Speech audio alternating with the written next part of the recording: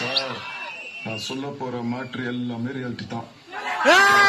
சேட்டை, வேடம், பேரு, ஊரு, டைம் எல்லாமே ரியாலிட்டி தான். ஆனா நீங்க அப்படிலாம் காட்டுறீங்க. இது இந்த எப்பவுமே இந்த கார்டூன் போடுவீங்களா, இந்த படத்துல வருதுலாம் எப்படின்னு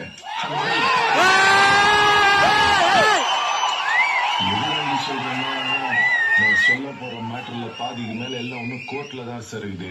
நான் பாட்டு விளையாட்டா உண்மையை சொல்ல போய் நீங்க பாட்டுக்கு அதை சீச படமா எடுத்து விட்டீங்கன்னு வைங்க.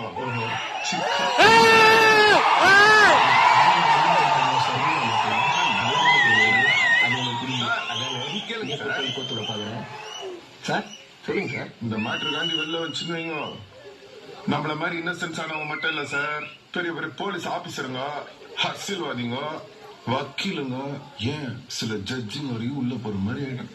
அதுக்காண்டிதான் சொல்றேன், இந்த காடை போட்டு விட்டுருவோம். போட்டீங்கன்னு எனக்கு சேர்த்து நீங்க பீயா பட்டத்துங்க. அது உண்மையாலுமே இருந்தா கூட யாரும் உங்களாண்ட வந்து எந்த கேள்வியும் கேட்க முடியாது. நல்ல ஐடியா சார், ஃபாலோ பண்ணிக்கிறேன் சார். அடுத்த நம்பர் கேஸ்டா நான் போயிட்டு வந்து ஃபுல் டீட்டெயிலா சொல்றேன்.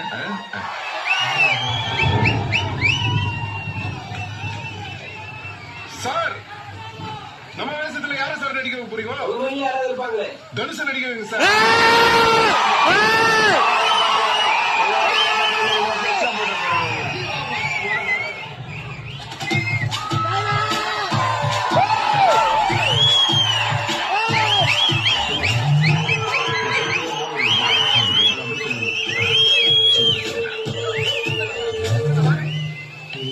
யார்கிட்ட வந்து இந்த மாட்டி விட்டுக்கிறவங்க ஐடியா இருக்கா? ரெஸ்ட் எடுக்காம இப்படி இந்த ரெஸ்ட் கிடைக்குமாவா? இந்த டைலாக் பக்கத்தில் இருப்பியா? வணக்கம். வணக்கங்கம்மா. அக்யூஸ்ட் தரப்பு வழக்கு எழுதிருங்கம்மா. ஒரே நைட்ல 3 பேரை கொலை பண்ணிருக்கேன்னு போலீஸ் உண்மையில கேஸ் போட்டிருக்காங்க. நீ அந்த குற்றத்தை ஒத்துக்கிறியா?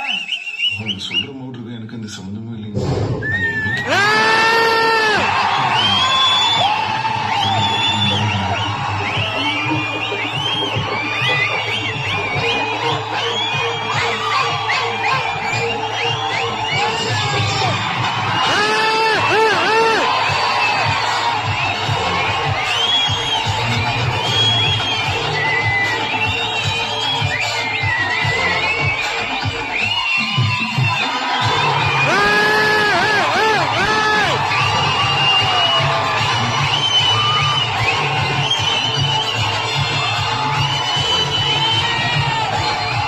சாட்சி சொல்லிருக்காங்களே.